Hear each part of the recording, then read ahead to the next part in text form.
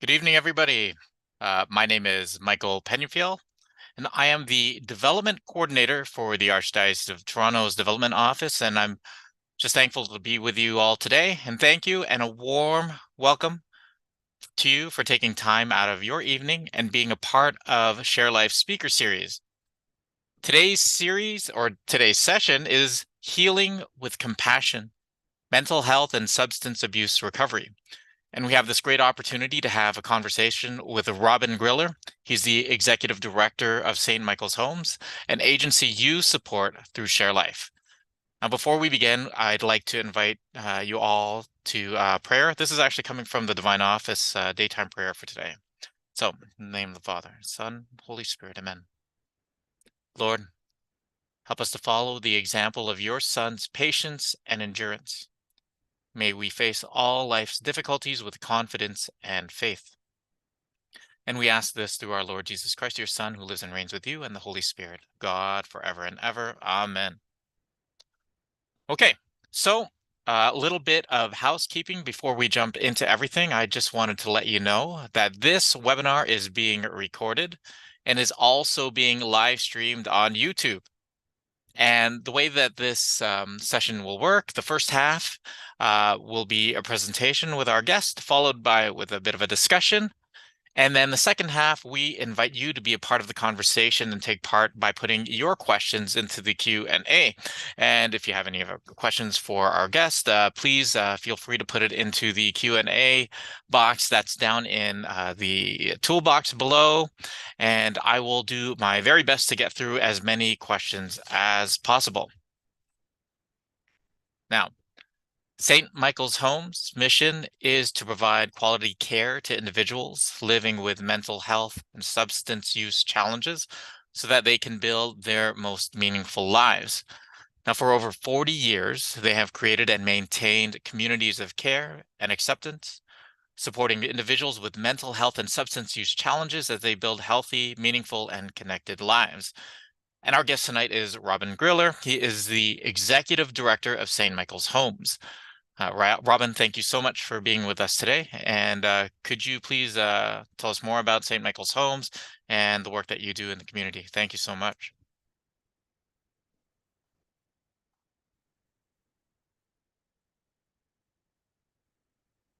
Thank you, Michael. Yeah, I would be delighted to. Let me just get my slideshow set up, and then I will get started. Good evening, everybody. Thank you very much for being here with us tonight. I'm going to very briefly tell you a little bit about St. Michael's Homes, and then I'm going to start talking about recovery.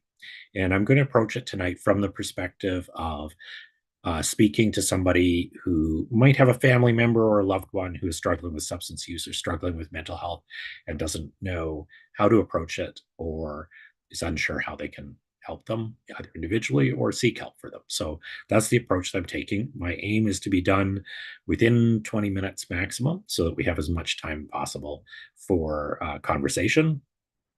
So I may, we'll see how fast I can get through and how much confusion I can create by moving too fast, but more than happy to answer questions after. Okay. So the first thing I'll start off with is who are we? So St. Michael's Homes is a substance use and mental health provider in Toronto. We were founded by members of the Sisters of St. Joseph and allied members of the Catholic community in 1974. We initially had one location on Rusholme Road in downtown Toronto, where we served homeless men with alcohol addiction. Now we have 5 service locations across the city. So our services include bed-based addiction treatment. So we have 30 beds for men seeking treatment for substance use. We have a transitional housing program for men who have a goal of abstaining from recreational substance use, and we have 47 beds there. We have a large psychotherapy program, a drop-in program for people with serious mental health living in the community, and outpatient counseling and case management for individuals with substance use. Our total budget is about 3.9 million this year, and we have a staff team of just over 60, and we served about 2,000 individuals last year across our services. So moving on to recovery, let's talk about what recovery is to start. Today, we're talking about recovery from substance use disorders and mental health challenges. What does that mean? And if you think traditionally, substance use treatment programs and settings, recovery meant not using. I no longer have this health issue.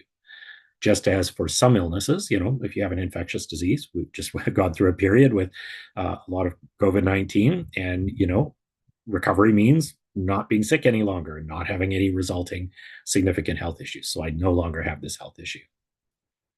But in mental health and substance use, the meaning of recovery is shifting. And it started in mental health care about 20 years or so ago. So what we do know is that mental health and substance use disorders are what we might call chronic diseases or chronic conditions. And in many cases are what we would think of as chronic relapsing conditions. And, I'll give you a bit more information about what I mean by that. So, when we think about chronic health conditions, say diabetes, asthma, high blood pressure, the main thing that you know about these issues, health issues, is once you have them, they generally don't fully go away, right? So what being well means is not necessarily the same thing as when we're talking about a significant physical health issue where it's like an acute condition that you recover from, and recovery means you don't have the illness anymore. So if you think about it, if you have asthma, for example, you may go for long periods of time without having an asthma attack. You might go for long periods of time where your breathing is perfectly normal. And then something happens, whether it be, fires forest fires in the spring and the bad air coming into town, and suddenly you're having asthma attacks and you can get very ill. So mental health recovery, substance use recovery really is more like that than it is like recovering from COVID-19 or the flu or any of those kinds of acute conditions. And so for us, we think of recovery. So in our organizational values, we include being recovery oriented. And when we define that as we believe that every individual with addiction and mental health can live a life of dignity and hope.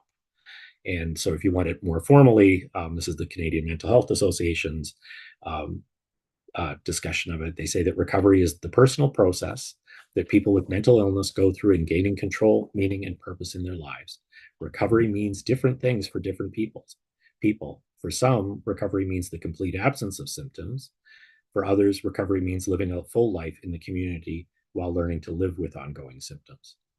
So as we can see, we're talking about recovery in a context where it may not be that the condition is leaving. So we're talking about recovery in the context of a person's health condition, which for some people means recovery in the context of a quite significant disability, right?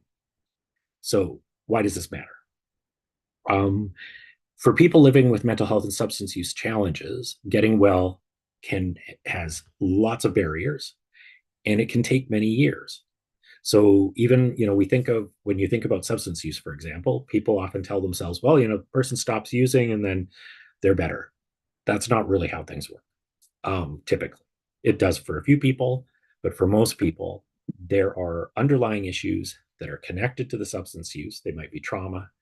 They might be childhood abuse. They might be underlying mental health conditions that they've tried to manage with substances. Anxiety is extreme anxiety is a very common one. People with really severe anxiety disorders often use substances to manage them. And that recovery process can take years. And if you think about serious mental health conditions, schizophrenia or so on, even with medications, the symptoms may not ever go away, or they might be, managed to some degree, or like with bipolar disorder, they may come and go, right? And so over time. So recovery is a long-term process. So that's the first thing we do. But on the other hand, if we're talking to people whose loved ones are sick, who have a condition, the loved ones are terrified, right? They're terrified that the person that in their family is going to overdose and die, or they might end up locked up at CAMH or Ontario Shores, the two big mental health hospitals in Ontario, or they might end up living on the street or incarcerated, right? So, people will say our loved one's life is terrible and they need to get better now, right? But that's not how it works. So part of the challenge in helping people is managing the emotional and emotional situation and distress of being the person who loves this person, at the same time as knowing that the the recovery is going to take a long time. Okay, so that's our kind of our starting point. So now I think I'm going to move on to talk a little bit about service access and why you might want to get help for your family member from health service or community service, right? Sorry, one more slide on recovery. This is really important. It can be very difficult to step back a little and let your loved one drive the bus of their recovery, right? But it is important to remember that recovery needs to be self-defined as it would be with any chronic health issue. So if you think about it, if you have diabetes or if you have high blood pressure or asthma, you come up with ways that you live that help you to manage that health condition and allow you to feel comfortable and safe and healthy. And it's not helpful if other people come along and say, hey, no, you need to do it this way, right? So, and it's a really hard thing to do with mental health and substance use often. Okay, so why do you want to access care from a mental health or substance use service? So if I have a loved one who with substance use or mental health challenges, helping them access professional or voluntary services can provide them with the independence they need as they explore how to get well, right? Because if you think about it, if you think about why might me helping them, I'm acting out of love here, why might it not work as well, right? If you think about the history of those relationships, the history of the fear of, family member rejection or family members trying to take control of your lives and things like that, it can create a lot of barriers. And so health services often have that greater piece of independence and that distance that allows them to help. So you can think about this for yourself, right? What are the challenges I would face in providing support to my loved one? Like, I know for me, if my loved one is struggling and I'm really anxious about whether they're going to have bad things happen to their lives, I may not be dealing with it as calmly and supportively as I'd like to, but more out of my own anxiety, right? Out of my own fears. And then think about what are the challenges my loved one would face in receiving that support from me, and how can we manage that? Okay. So the challenge is, though, there are lots of different services and supports out there. And for members of the community who are looking to get help for a family member or even for themselves, how do they know where to go, how to get connected, right? So I'm just going to give you a few resources that are available in the community that you can access for accessing care. And we'll send out some information about some of them at the end after the session. So, and I just wanted to start by showing you, like, here are some of the types of services and programs in mental health and substance use. This is just a tiny fraction of the different kinds of services. How do I know as a community member where to send my family member? I don't, right? So here's a few resources that we use and that community members use, and I could encourage people to access them. So at St. Michael's Hospital in Toronto, there's a phone system access place called the Coordinated Access to Addiction Services. It's right on their website. If you lose track of the phone number, they have addiction counselors on the phone who will talk to an individual, do a brief assessment with them, help them figure out what's the right place for them to go for their substance use challenges, and assist with the referrals to those services. We get many of our referrals from that office. So they send them to us electronically, so the person doesn't have to do the whole interview again, and it's all done once. And so that's one really good place. The access point is a mental health and substance use access system, mainly mental health, but some substance use services. And they deal with supportive housing, case management, and assertive community treatment teams, which are the teams that support people with the more severe mental health disorders who often end up in the hospital, right? So they're useful. If you're outside of Toronto, or in Toronto as well, Connex Ontario, which is a provincial resource. They have phone-based, text-based, web-based assistance for identifying mental health and substance use services for individuals across the province. So if I need substance use service in Toronto, I say coordinated access to addiction services. If I need something outside of Toronto, I might go to Connex, right? And if it's mental health, I might go to the Access Point. And in terms of us, folks can call us if for men looking for help with substance use via bed-based treatment or transitional housing. And our phone, you can either call coordinated access, or you can call us directly at our intake line. Our staff will help you. So that's just a brief kind of summary of what kinds of help points there are. There are more than that, but these are a good starting point for folks. So what if my loved one doesn't want to change their life or get help? So this is a common thing, right? So I get calls from family members who call me up and say, my son, my daughter, my husband, doesn't want to change anything. And I keep telling them they need to stop using, or they need to get help for their depression, and they don't, right? And many people don't want help or say they don't need help. And the thing I find is that some will change their mind or act on goals they do have, and they often do have goals, even if they're not telling you what they are. Once they have a care relationship in which they trust that the care provider is committed to helping them achieve what they want, rather than pressuring them into what they don't want. So, for example, just to give you a quick story, I used to run a family health team, primary care team for homeless men. And my nurse who ran the diabetes program came to me and said, "This client is driving me crazy." And I go, "Why?" She goes, "Well, he comes to see me every week, but he says, I'm not changing what I eat, and I'm not going to exercise, and I'm not going to do this. So don't even start talking to me about that stuff." And I go, "Well, what's the problem?" She goes, "Well, he's got diabetes. He needs to change all those things, right?" And I said, "Well," she goes, "but there's nothing he wants to do." And I said, "Well, is there nothing he wants to do? And your help, what they wants your help with?" She says, "Oh yeah, there are things he wants my help with, but they have nothing to do with diabetes." And I said, "Well, just try helping him with those things." 2 months later, the same client stops me in the hallway and says, names the nurse and says, "She decides everything. She tells me what to eat. She tells me how much exercise I need. She tells me how to run my life. She's the best." Right? And all it took was for her to help him with the things that mattered to him in the moment, so that he knew that what she cared about was his well-being. And if his well-being he identified as being, I need to do this and I need to accomplish this, I need to get this thing sorted out for my housing and all these things, and she helped him with it, then he would trust her that when she said he needed to change what he ate or he needed to exercise more if he wanted to be healthy, that she wasn't doing it for her benefit, she was doing it for his benefit. There are a few cases where mental health problems can lead to coerced help under the Mental Health Act, but it's very hard to do so, and it is very unusual. We can talk about that a little bit in the Q&A if you like.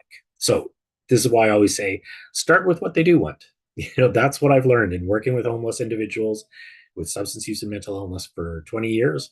The key has always been for me to help them with things they want help with first.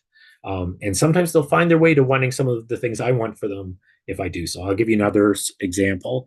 We had a client who was a homeless street drink guy who drank on the street and had been for 13 or 14 years. And he asked, we had a trustee program, so we helped people manage their money. He asked if he could join the trustee program. We said, sure. And we said, how about we find you housing? And he laughed at us. He said, every day for 13 years, I've been falling asleep on a street corner, drunk by 1:30 in the afternoon. Nobody's going to want to house me. He said, all I want to do is he says, every month I get my money and I drink until I fall asleep, and then my money gets stolen. All I want is for my money not to last one day, but to last 2 weeks. So that's what we did. We got his money. We helped him organize it so it would last for 2 weeks. A couple of months later, he came back and said, you know what? I think I can make it last 3 weeks. So stretched it out. His money lasted 3 weeks. A couple of months after that, he came and said, you know what? If I can do this, I can probably do housing.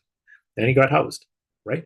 So doing the thing that matters to the person in the moment builds the trust relationship that gets them to be ready to make changes that are bigger, right? Remember, these are folks who are afraid that they can't make change often.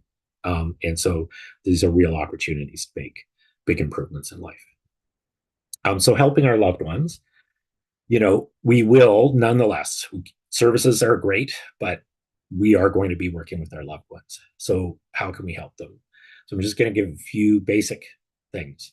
Let them identify their own goals to the extent they can.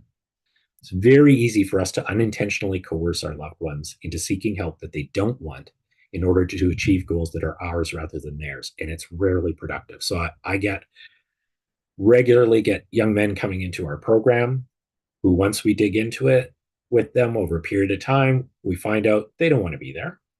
They don't want to stop using, but their mothers are afraid. Their mothers want them to stop using. And they can't tell their moms that they don't want to do this. So they go to programs and they make a mess of things over and over again, often to keep their moms happy. So, and I often get young people coming in with their parents, and the parents say they need to stop using. And I ask the young person, what do you want to do? And then they say, I'm not stopping using. I don't want to stop using. And then the question is, what is it you want to do? Because there's stuff people do want to do in their lives, right? Support them to access the care that they are comfortable accessing. There are lots of different programs with different levels of intensity. We can't push people into, so, that young person who doesn't want to stop, I would connect them with a youth program where they have groups and social activities and so on, where they can be with other young people experiencing the same challenges and build towards deciding what else to do with their lives, right? And here's a big one. Look after yourself. If you don't take care of yourself, if looking after your loved one wears you out, you can't help them. I have families coming to me that are totally frazzled all the time, and one of the things I find hardest to convince them to do is to get help for themselves. And there are some family programs and things like this for the family members of people with substance use, especially, but also mental health. And they can be really helpful to keep you sane enough and healthy enough to be able to help your loved one, right? And then read and learn about your loved one's specific challenges and ways you can help them out. So, for example, if you have a loved one with substance use, there's a great little book called Get Your Loved One Sober by Brenda Wolf, and I've misspelled her name here. It's got an E on the end, and Robert Myers. It has kind of chapter by chapter exercises for you to do to figure out how to, and the subtitle is like, get your loved one sober without nagging. And so without getting angry, without yelling and nagging or something like that. And so it's a really nice little book for helping people to figure out how to manage their own emotions in the context of helping their loved one. Mental health first aid training, which is a relatively new thing in Canada.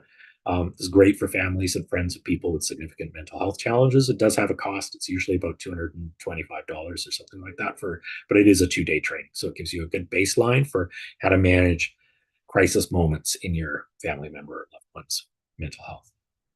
So here's a final thing that I just want to quickly go mention. So when I say do what your loved one wants, I don't mean don't maintain appropriate boundaries.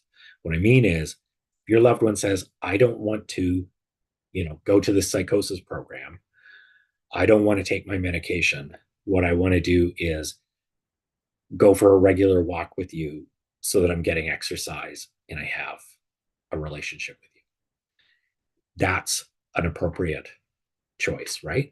But just because your loved one is driving the bus of their life doesn't mean they do whatever they want. You maintain appropriate boundaries and limits that keep you and your family well. If my loved one is hurting me or members of my family, whether that's physically, emotionally, financially, what can I do to set limits, right? That's what we need to think about. What can I do to set limits that prevent harm while maintaining my relationship? And if my loved one and I experience ongoing conflict, how can I set things up to take the conflict out of the relationship? So, for example, in that program I worked in where we had a trustee program, we had lots of people with mental health whose families had control of their money, and it was a nightmare, right? The person with mental health issues wants to control their money. The family is having a hard time with it. They're always yelling at each other and fighting about the money. So the family would often send the money to us. We would manage the money. And what that meant was that their family member could have a calm, meaningful relationship with their family because they weren't having to fight about money. They came to fight with us about money sometimes, but like we took on the money part to take the steam out of the relationship, right? So there are things you can do to do that. So last thoughts, be patient with yourself. This is a long process often. Be patient with your loved one. They're really suffering often, and they got a long way to go. Recovery takes time. be modest about what recovery looks like, because for lots of people, recovery with a serious mental health issue or a serious substance use problem may not look like the life you hoped for them previously, right? But celebrate the steps on the road, because any achievement on this road to recovery is a major one for the individual. It helps to build their self-confidence and capacity to take further steps. And that's it. Time for discussion. Thank you so much, Revan. That's great. There's a lot to take in from there. I mean, first of all, I think the whole idea of coercion. I thought that's interesting, where you don't want to be that person that's, I guess, how would I put it? You're kind of fighting with your own fears if you when you're trying to help a loved one, and you're really fighting back those urges of trying to really want to help, but really you're acting out of your own fear of what could be of the harm that might be happening to your loved one. So I thought that was really interesting. And you can understand, right? Like you're terrified for them. Yeah, Right? You have a abs family member who's having their first episode of psychosis or who's using fentanyl, and you're worried, about whether they're the one's going to end up on the street and the other one's going to overdose, right? Something like that. It's terrifying. And so of course you want to grab them and say, okay, you have to do this, right? yeah. But it doesn't work very well. Yeah, no, yeah, and I love how you said that you have to allow your loved one to drive the bus, Yeah. where they have to be in control. And a person like me who, I mean, I have the tendency of wanting to always have control. Yeah. That that's a point of great difficulty, especially if you're seeing someone, a loved one that's going through a really difficult time, you know? Well, and I mean, I do this work for a living, and I struggle with that in my personal life. And I've had family members say, you don't get into arguments like this with your clients. Why are you doing this with me? Right. But because the intensity of the relationship and the intensity of the concern about well-being creates a different set of emotions, right? Yeah, no, it's true. And I like the like what some of the points you were giving about how you can help your loved ones, help them achieve their goals, even though they might not even tell you what those goals are, or or those goals might even be they tend to be different from what you think their goal should be too. And also, I thought it was a great point. You should be look after yourself. Um, yeah, I thought that was I've important. had so many moms and dads call me just in like, and I can hear in their voices on the phone how much distress they're in Yeah, and how worn down they are by trying to help often their son or their daughter. And I'm always begging them, like, you have to look after yourself. If you don't, you will not be able to help your loved one, and you won't survive trying to help your loved one, right? So, right. you know, So I guess if you took the inverse, um, the term enabling can get kicked around too. so when I say, do what they help them with the goals that they have, Yeah, don't mean if the person says, like, if the person is, say, fentanyl using, well, I want you to help me have as much fentanyl as I want. That's not what I mean. right, Right? exactly. I mean, if the person says, well, I'm not planning to stop using the substance anytime soon, but I'd really rather not overdose, Right, right? There are programs and services and things, we provide naloxone kits to our service users, which can help reverse an overdose that happens. We teach them how to avoid overdose, how to limit their risk of overdose if they do use. There are programs where safe supply kits are provided to help people so that they don't get infectious diseases, HIV, Hep C, etc., from injecting things like this. There are, like, even at that basic level, there are things that people can help someone with. Or again, like many people I've worked with over the years who've been homeless, in relation to their mental health or substance use and have said, look, I want to be housed, but everything just gets messed up. Like I'll get my check and I go to pay the rent and someone stops me and says, hey, let's go have a party when I'm walking to my landlord's place to my landlord to drop off the rent, or I get I get robbed or something like that. And so our trustee program was a way for those folks to have someone else like, I'm going to use my money to do whatever I want, but I just want the rent paid. Yeah. And we would pay the rent. So their housing was safe, whatever else happened in their lives. Right. So there are things you can do to help people with basic needs things that they want to get sorted out, basic fundamental life things that then can help create the space in their lives to see better futures in other ways. Right. Yeah. No, that makes sense. It's that whole person approach, I guess. Yeah. Seeing them Yeah, for, exactly. yeah, that makes But sense. yeah, I mean, I think enabling is overused, but it does happen in families, right? Like, I mean, I've seen families who make excuses for, their family member comes over and steals from them. Hmm, They make excuses for it, and they don't set boundaries around that, right. right? You don't say, no, you know what? If you're going to do that, then if you're going to come in and take the TV and pawn it, you're not going to be able to. We're going to have to change the locks. Right. You're not going to be able to get in, and you're going to have to ring the doorbell like everybody else out there, and we'll let you in if we feel like it. Or I'm only going to be able to see you outside of the house because these things happen when you're in the house, right? Yeah. No, that makes sense. Yeah. Setting up, so again, what you had said too about setting proper boundaries and Well, you want a healthy relationship, right? And if, yeah. if you think about it in your other relationships of life in life, if you overstep your boundaries with someone in your life, or they overstep your boundaries with you, it fractures the relationship over time. Yep. And people, especially if someone's living with, say, with a chronic serious mental health condition, they need assistance sometimes to help maintain good relationships with the people who matter to them, and sometimes that requires boundaries to do, right? And Right. if you may be in a situation where you just can't, you're on your own, maintain the boundary, and so you need other people to help you with that, right? Right. So we have a few questions that are coming in, and I think this might be a good time to start actually jumping into some of them.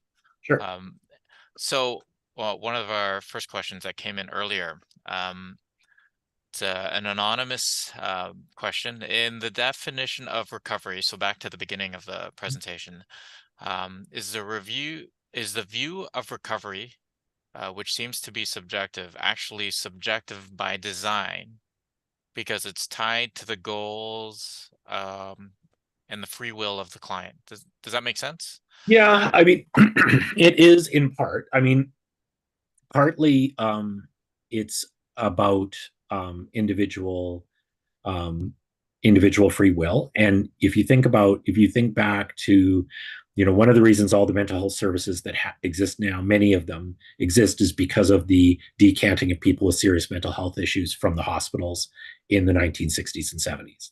So up until then, many more people were in places like CAMH, right? Right. And in the 60s and 70s, they released a lot of those folks. And a lot of those folks still had significant mental health issues, but suddenly they're living in the community and they needed supports to manage their lives in the community. So we've gone through a process where people with serious mental illness and people with substance use gain more control over their lives, right? And and as they should, right? Just like you and me, these are people with health conditions. They're not; these are health conditions, right?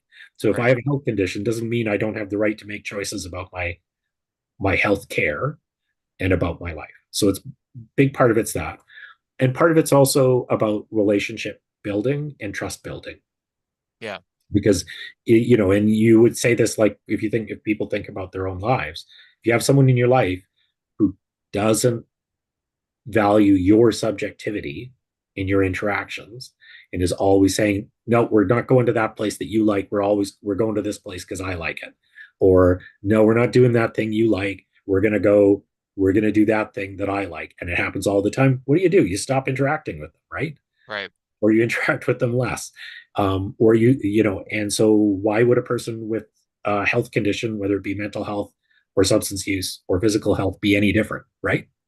So it's partly about that relationship building and trust building, so that, and especially because folks with serious mental illness and serious substance use issues are often not treated with that basic respect, right? So Right. when that they might end up involved with the police, so they might end up in a healthcare situation where it's involuntary and so on. And so they're already going to feel unvalued and disrespected often. And so creating that respect is what helps folks to regain their sense of subjectivity and their sense of being, efficacy, their sense of being able to do things in Yeah. life. So it helps the person as an individual as well as being respectful of their subjectivity. Yeah. So I have another anonymous question. So can a layperson, can a person tell if a loved one is a substance abuser? Are there any early form, I guess, indicators? I think this is what the question is essentially. Yeah. So I mean, so the definite, like, people think that the definition of a substance use problem is someone who is physically dependent, Mm-hmm. right? So they think, well, if the person has an addiction and they can't stop using, well, then we can see that, right? Right. Because they just use all the time, right? But Right. that's not the definition. But like, if you go to the Diagnostic and Statistical Manual, the physicians use for diagnosis, and I'm not a diagnostician, so I don't do formal diagnosis. But if you look at the questions are, they've got, like, I can't remember if it's 10 questions or 11 questions, but they're things like, do you spend a lot of time using and or seeking the substance that you use? Do you not live up to your personal or family or work or educational responsibilities because you're using? Right? Do you have bad things happen to you because of your related to your use, and yet you keep using? So for example, so yes, there are things that, if you can see, for example, if I see some common ones, right? If you see someone who has been charged with drunk driving, and yet they're still drinking and driving, they've already had a bad thing happen to them that is likely to like, cause them to have a suspended license or lose a license, maybe have a criminal conviction, and yet they're still doing it, right? Because a person might act unintentionally, have a couple of drinks after work, and just not be thinking, get in their car and get in trouble. But if that happened to you or me, like, we hopefully will never do that. But Yeah. if we have a bad day and we're just not thinking and we do that and we get in trouble, we're going to be like, holy moly, that can't ever happen again. Right. Right. So a person who's repeating, or another common one is people talk about if they've got a young adult in their family who smokes an awful lot of pot and doesn't have a job, isn't going to school, isn't really doing anything, but is smoking a lot of pot. It's a problem, right? Like, you can tell. Like, so you don't have to be an expert or a professional to have some sense that a person has an issue, right? And so I would, sometimes I would say, like, if it feels like if it looks like a duck, it's probably a duck, right? Got it. Yeah. Makes sense. But there's no harm. Look at the 10 questions that the doctors ask. Yeah. I mean, you can look it up. DSM, you know, uh, alcohol use disorder or substance use disorder. Look at the questions, and if you look at those questions, you go, "Oh yeah, that Yes. one, Yes. that one, Yes. that Yes. Yes. one." Yes. Yes. Yes. Yes. Yes. Yes. Yeah, yeah, Yeah. exactly. And if you Got see it. one or two of them, maybe they don't, or Yeah. maybe it's just a very mild issue that isn't a big deal in their lives. But you might want to keep an eye on it, right? Right. Just in Yeah. case. Kind of Yeah. keep it in mind, right? Makes sense. So I've got a question here from Howard. He says, how do you help someone with when their level of commitment will not allow them to succeed? Or does that, Yeah, I mean, so so I'm guessing he means their level of commitment to for them, I changing guess, their maybe. mental health or changing their substance use Right. situation. And and you have to so you have to remember a couple of things. So like a significant mental health issue or a significant substance use issue can create a sense of hopelessness for folks, right? Yeah. So there you can't tell if the person's lack of commitment is a product of them not caring or if it's a product of them fearing that there is no hope for them or that they can't accomplish anything. So, and sometimes when you start working with trying to help somebody with a significant issue, remember what I said about, if we're all afraid what's going to happen to our loved one and we want big changes now, Yeah. or big change demands for big change or attempts at big change can often fail, which generates a reinforcement of that sense that I can't do anything. Mm-hmm. So that's one of the other reasons to look at small things that the person wants to accomplish so that they build their sense of self-efficacy and they build their self-confidence. And then they can, because sometimes it's like a person will say, I will show no commitment because they're afraid of failure or because they don't believe they can accomplish anything or because they know the goal is too big for them. Yeah, it's kind of They like can't. Yeah, yeah, go ahead. you want to do these small little baby steps, I guess, Yeah. and get those Like, small wins. like I'll give you an example.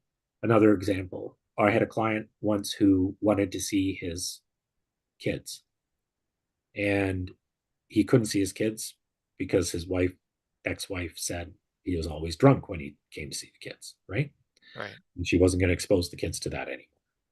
So we had a fitness program in this program, and so the deal with the fitness program was that you could not be inebriated when you participated in it. So one of our staff worked with him to say, he says, I want to see my kids. So my staff person worked with him to say, well, why don't you come to the fitness program? And if you're too inebriated when you show up, you just won't participate. But on the days when you get here and you're reasonably sober, right, then you can participate. And he got used to doing that. And then what we would do with him eventually, he convinced his ex-wife, that he could see his kids. And he was afraid, what happens if I'm going to be nervous. I'm going to drink a lot. So we said, well, why don't you come to the program, bring a few beers, we'll put them in a cupboard, and we won't let you drink enough that you're noticeably inebriated. Right? So that way you can drink just enough that you're not going to be freaking out, Yeah. but not enough that anybody can see. And it worked. And he got to see his kids regularly because he was sober enough to be around his kids. Now, you may think these are tiny steps, right? The guy's still drinking every day. He's still drinking a lot, but that's a big improvement in his life. And it Right. builds his sense that he can make bigger changes, right? On Yeah. just a little thing, right? Yeah. No, that's great. I have another anonymous question. Oh, okay. So I think this goes back to your story with the patient with diabetes. How did the nurse cause a change? So, Um, yeah, because he had things he wanted to accomplish in his life that had nothing to do with about health and his life, that had nothing to do with his diabetes. They were not the things that she was trying to work with him on. yeah. But he said, like, well, so she just sat down and said, okay, my boss says, let's forget about diabetes. What do you want help with? And he said, oh, I want help with this, this, and this. And they were all reasonable things for any person. He's a homeless guy living in a big men's shelter. It's not a very nice place to be. Right. And he wants to make improvements in his life. And they're reasonable things, and they're things that a nurse or a social worker could help with. So she helped him with those things. That's great. And that's what made the change, because he turned after she did, when he realized she's not asking me about my diet and my exercise and all the things around my diabetes because she wants to make me change my life. She's asking because she's worried about the health impacts of my diabetes and my diet and my lack of exercise and all those things. And she's because she actually cares about my well-being. And it Yeah. was helping him with those other things that made the big change for him. Yes. Excellent. Another anonymous question. Do you work with appointments? Who are the counselors? I guess it's just a general. About our service, yeah. Yes. We have a range of different staff. So for our residential programs, we have unfortunately significant wait lists. So, Yeah. the bed-based treatment, it's probably about 3 months or so now. To get into the housing, it's probably more like a 6 month or so wait list. And so we have a couple of staff who work with clients who are on the wait list to help. They run a group every week for folks to participate in who are waiting. They help them sort things out, like if they need to get their medications sorted out before they come into the residential program, they'll work with them to help them access a doctor or whatever to sort those things out. So they will help them with that. And some of that they'll do on an appointment basis. And uh, and then in our residential programs, I mean, the treatment program is a 30 to 90-day program where people have groups every day. Um, so there's a group every morning, a group every afternoon, a group in the evening, and then they have individual counselors, and we have psychotherapists as well. So they'll have a counselor whose job is to do their care plan with them. So, Michael, you walk in the door, and the case coordinator, we call them, will sit down with you and drop a care plan with you to say, okay, here are the things you want to work on while you're here. We're going to work on this. What are you going to do? What am I going to do? Who else is going to help you with this? So we can get a plan in place. Then you do your groups, and in between the groups, we work together to make progress on your care plan. And then once the person's been in for the first 30 days, if they're ready to and they have something that they need help with around psychotherapy, then our psychotherapist might start seeing them individually. We also have psychotherapeutic groups in the program. So yeah, we have some appointments for some of our outpatient services. Other stuff, it's more just in the course of the day. So our housing clients, for example, each of our 2 housing buildings, there's a case manager in each building who does the care planning and work with each the residents in that building, and the clients can just come down to their office whenever they're in the house and work with them and get help and that sort of thing. So I don't know if that answers the question, but it's a range of staff. Like we have some of our staff are people who themselves are in recovery from substance use. We have staff who are social workers. We have staff who are psychotherapists. We have, people from a broad range of backgrounds. Yes. Yeah. And then we have visiting physicians. So in our treatment program, we have a psychiatrist twice a month, and we have an addiction medicine doctor once a week. So to provide the medical stuff. Yep. Sounds good. Next question. I like this. Another anonymous question. Can you define the word boundary? Because it's thrown around Yeah, well, loosely. yeah. So boundary is a tough one, right? Because Yes. a boundary is not necessarily a hard thing, right? We think about a boundary as being like something rigid and Yep. Like a fixed. fence. Yeah, like a fence. But if you think about borders are boundaries, and often, you can walk across a border without Mhm. even knowing it's there. So boundaries are complex, right? And depending on the issues that a person is dealing with, boundaries have greater or lesser importance. So, for example, if you have a loved one who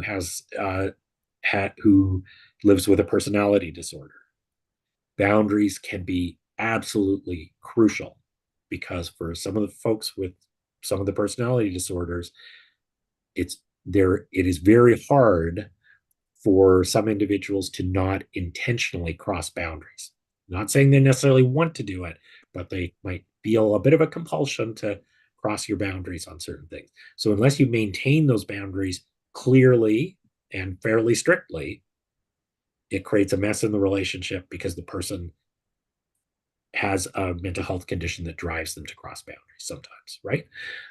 In other cases, um, boundaries can be a little bit more flexible, right? So, if you've got somebody who's got bipolar disorder, when they're in a manic phase, or when they're in a depressive phase, or when they're in a relatively stable period of time, you might have different, your relationship might shift with them, right? So when a person's doing well, your boundaries might be much looser, right? And when Yep. they're super manic, you may need to create a really intense boundary, because otherwise the intensity of the interactions becomes too much, right? Yep. So I can't give you asking for a definition is a good question, but to be honest, I'm not going to try to give you a really clear definition, because I think it's not so easy. Yeah, it's yeah, every circumstance is always different. So yes, that makes sense. Next question. This person's sister is in their first year of sobriety for alcohol addiction. Um, Turns out to be a big reader and is always looking for literature on this subject to help herself. So are there any books or articles you would recommend? You recommended that first book. Yeah, yeah. Get Your Loved Yes, One Sober is great for working with other people. I think if you haven't read Gabor Mate's big book on any of his books, he has oh God, what's the title is escaping me now. Something to do with ghosts. we can always I guess after today we can get maybe a list and we could probably share it with our viewers today too. I think that could be something that we could probably put together. Sure. Yeah, it's In the Realm of Hungry Ghosts by Gabor Oh, Mate is a fantastic book. He has a number of books, including books on the relationship between trauma and substance use. He's big. It's a big. He's an addiction medicine doctor from Vancouver, um, and uh, and this is something that is really um, un, underappreciated. That so, from my perspective, I would say that very few people with a substance use disorder have only a substance use disorder, and very few of them are people where the main issue is the substance use. We sometimes say substance use is epiphenomenal. So by that we mean that there's something else going on that's driving the substance use. it So, sorry. yeah. So kind of like the symptom. Yeah, The substance use. substance So use is simply the symptom of what's the underlying if, issue. if if you think about opioids, right? Think about fentanyl, heroin, etc. The risk of death from using opioids now is so high. Yep. You ask yourself, why are people doing this?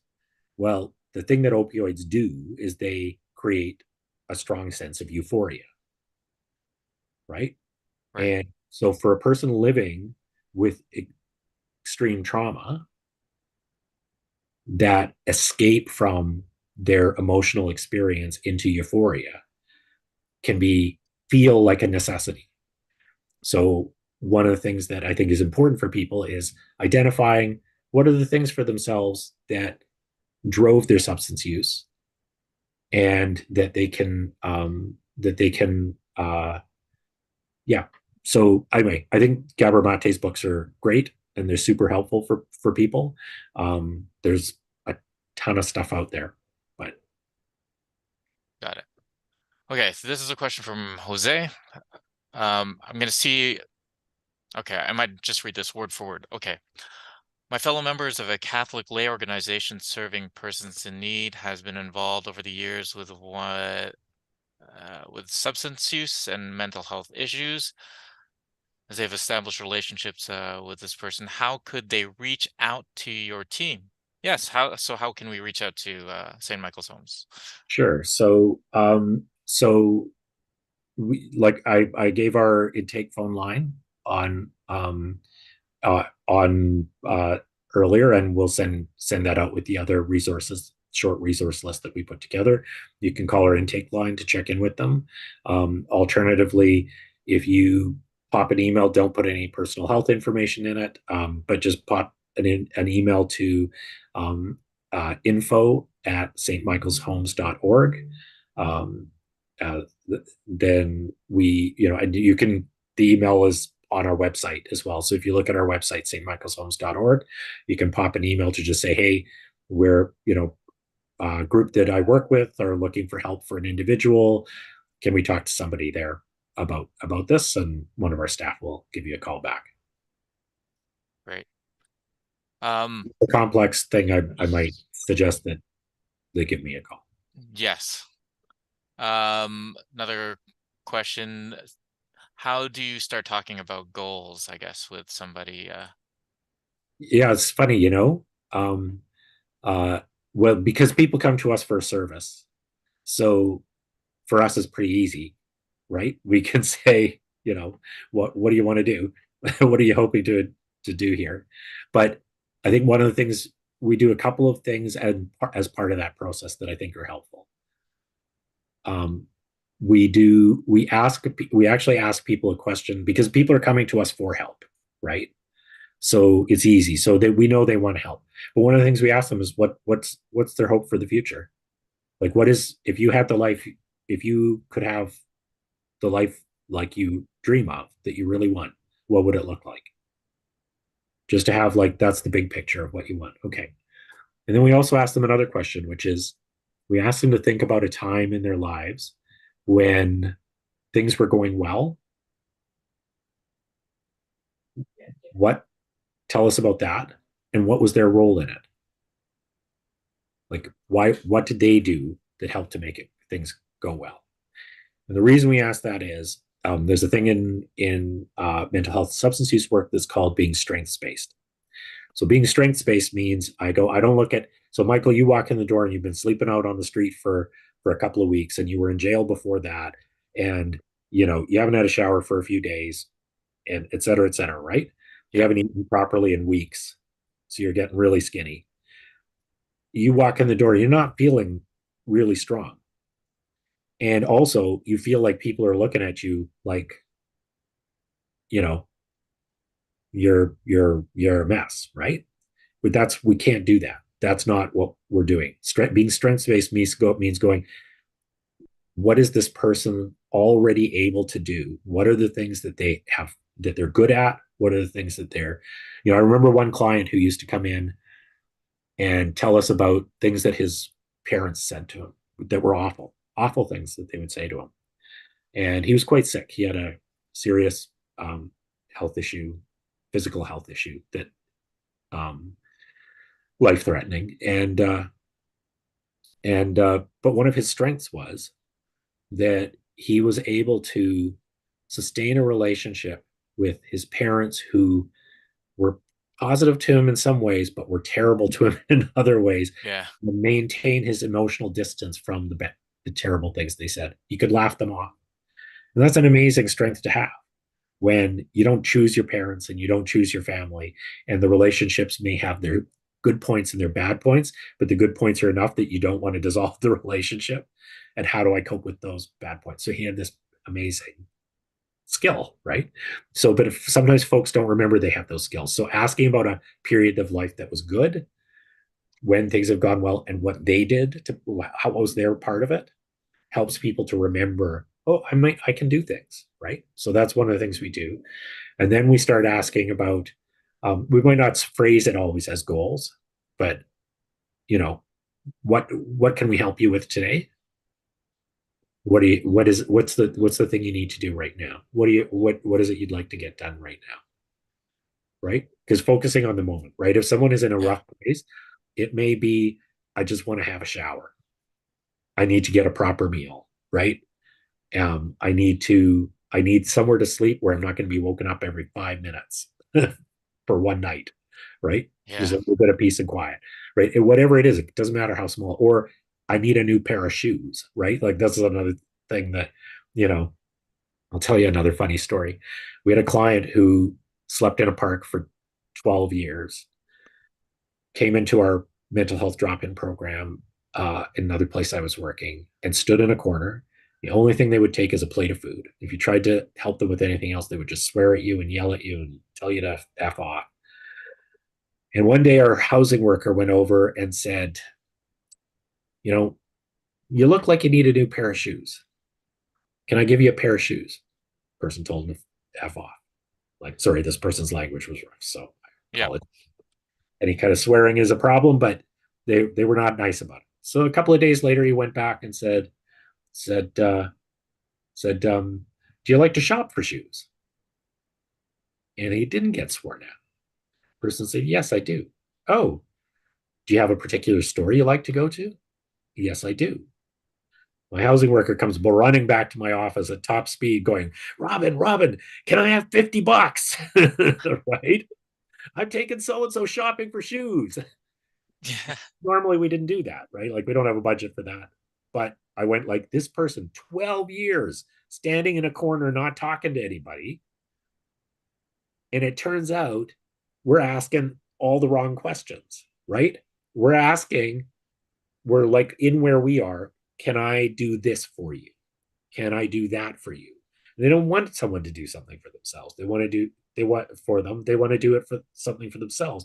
And that meant having some agency in it, right? Yeah.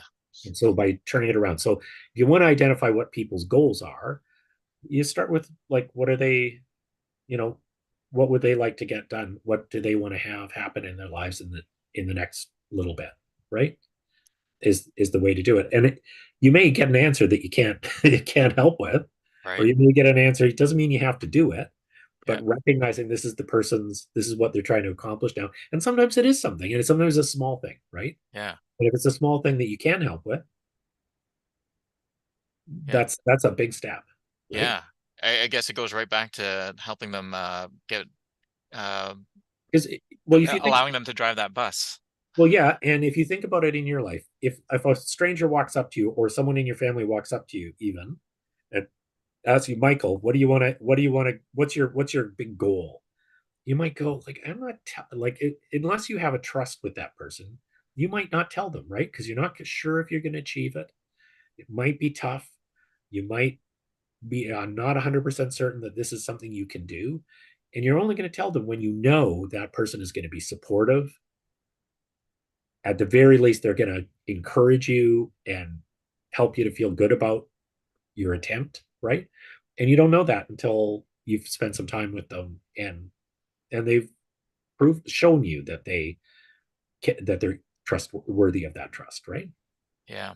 Especially if if someone's been homeless or incarcerated or living with chronic mental illness or someone, you learn not to trust people, right? Right. Yeah. I well, I think that's actually this is a good place to wrap up now, Robin. So Sure. thank you so much for It's been a sharing great with us pleasure. today. Yeah. It's really great To questions. Oh, yes, I sorry. Can I say one last thing? absolutely.